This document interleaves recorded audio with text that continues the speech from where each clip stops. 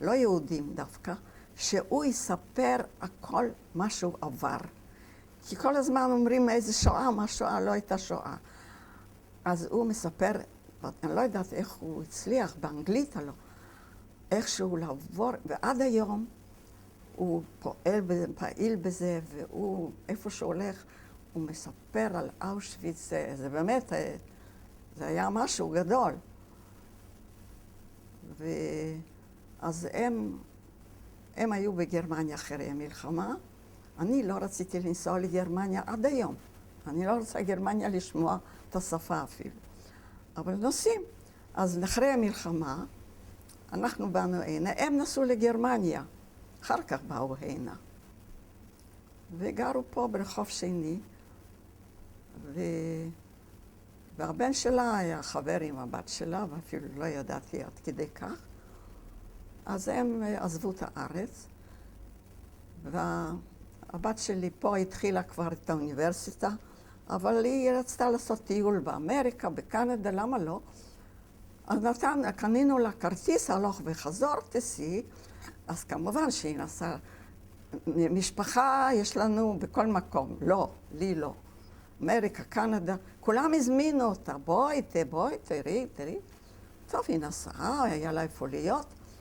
באה לקנדה, היא רוצה לפגוש את החבר הזה. הם התכתבו, וזה כנראה משהו ביניהם היה יותר רציני, ואני לא ידעתי. והיא הייתה שם אצל בת דודה של בעלי, שהיא שם הייתה הרבה שנים בקנדה, חיה שם עם ילדים. והיא ביקרה, היא לא רצתה לגור איפה שהחבר שלה. לא, היא לא רצתה, אפילו שהיה בית של 2 קומות וזה. הלכה לבת דודה הזאת, והיא רצתה ללמוד. התחילה פה את האוניברסיטה שנה אחת, והיא רוצה להמשיך לעשות איזה תואר ראשון, היא למדה משהו, מדעי מדינה, גיאוגרפיה, סטטיסטיקה, דברים, לא מי יודע מה, אבל רצתה. אז שם הם, כל שם החברים של החבר שלה, הכניסו אותה לאוניברסיטה, ושם היא הרגישה אנטישמיות.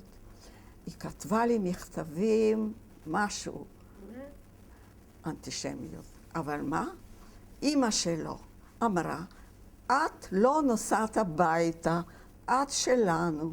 ופה תתחתני עם הבן שלי, כי היא ידעה, עוד מפה, שהם אוהבים, והוא אצלי בבית לא היה בכלל, אז זהו.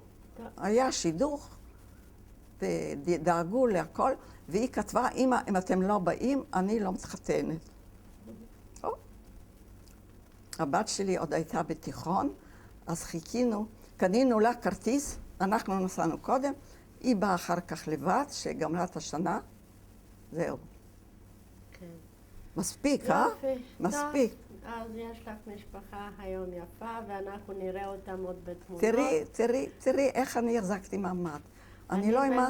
בינתיים אני רוצה להודות לך. תודה רבה. חניה. את עזרת לי הרבה, כי את מאוד נחמדה. אני באמת רוצה לומר לך, זה היה סיפור כל כך מרתק, שלא היה צורך. את רואה, בלי מחנות, בלי צעדות מוות, בלי כל... היו דברים. היו. אני לא יחידה. זו השואה שלך. היו הרבה, ולא רוצים לספר, או חושבים שזה לא חשוב. הכל חשוב.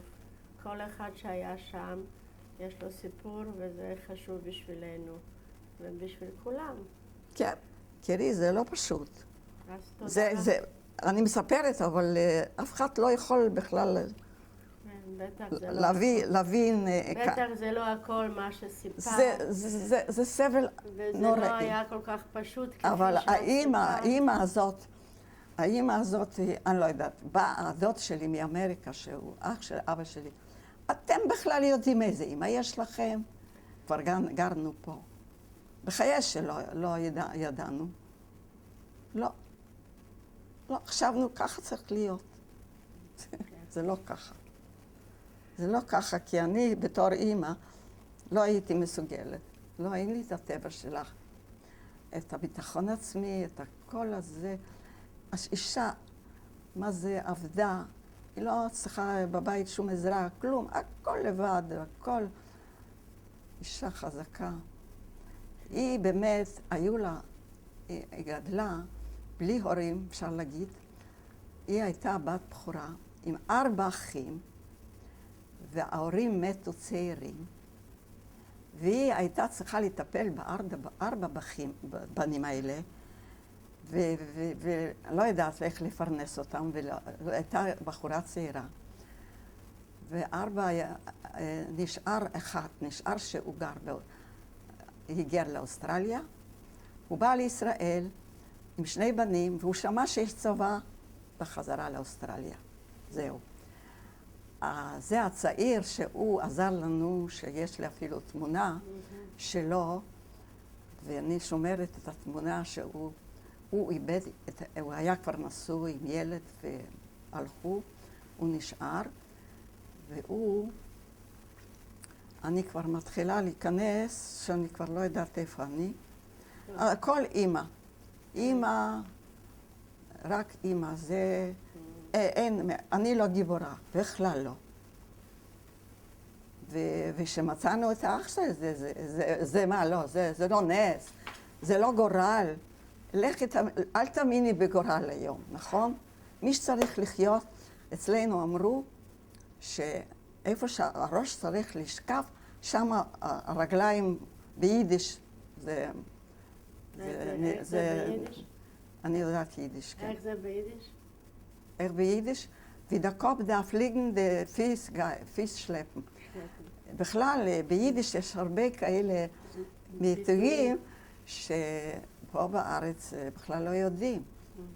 אני עכשיו נרשמתי לקהילה תומכת פה, כי אפילו לא היה לי כפתור מצוקה, שום דבר. אז נספר על זה אחר כך. בינתיים אנחנו רוצים להודות לך על הסיפור המעניין, ואנחנו נראה עוד כמה סיפורים. טוב, גמרנו את הסיפור. כן. תלכו. תודה רבה לך. תודה רבה לכם. ואני כבר עכשיו אני ארגיש, רק עכשיו תעייפו. עוד מעט נראה. זו אימא שלי, סופיה שנפ, שהצילה אותנו, והיא גם הגיעה ארצה.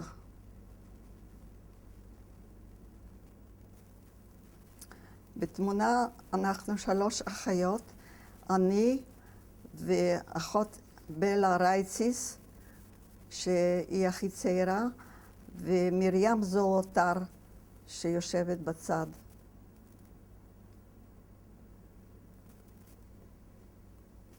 בתמונה רואים את אחותו של בעלי, צעירה, שהגיעה לארץ לפני קום המדינה, והייתה בצבא המנדט, וקראו לה שושנה מושקת, אבל זה כבר מושקת אחרי שהתחתנה. גרינפלד, קראו לה גרינפלד, כמו שלאונית.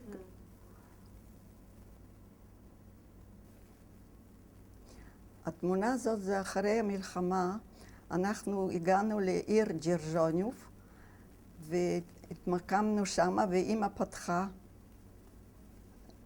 מכולת עם עוד מישהו, ופה רואים את הדלת, ואני ואחותי, והבחור הזה, זה בעלי לעתיד.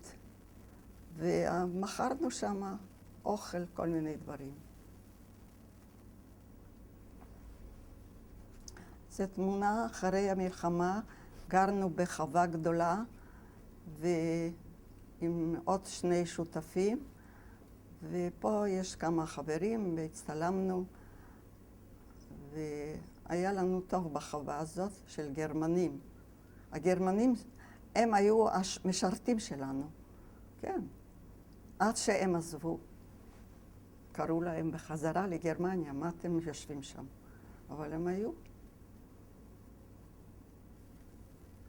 זאת תמונה גם כן מחיים בחווה עם סוסים. הכל היה לנו שם.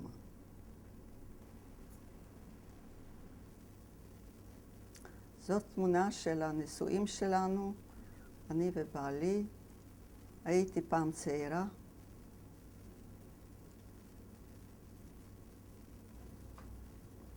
בתמונה זאת, אמא שלי באמצע, אני ואחותי ושתי בנות שלה והבעלים שלנו.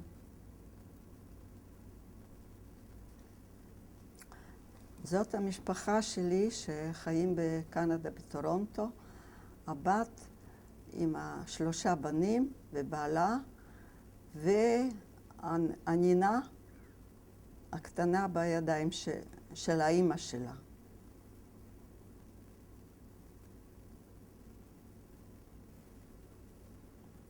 בתמונה הזאת אני עומדת בצד, והבת רבקה מלניק, וזה הבן של הבכור, דורון מלניק, וזאת הנינה שקוראים לה נועה מלניק.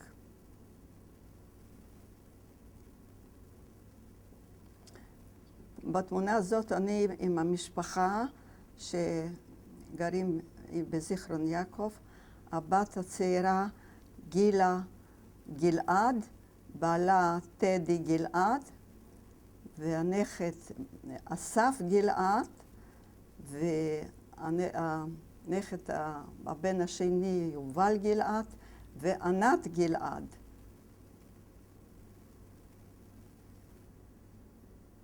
בתמונה הזאת הנכד שלי יובל גלעד, שהוא עכשיו בצבא בחיל אוויר, ובתמונה הוא שומר על הבסיס, והבחור השני הוא הנכד שבא מקנדה, דורון מלניק.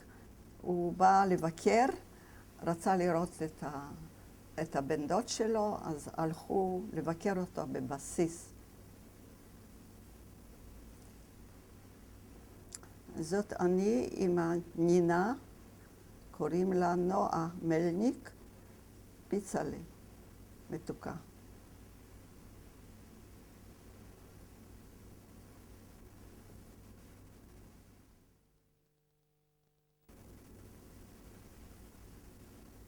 את יודעת שלא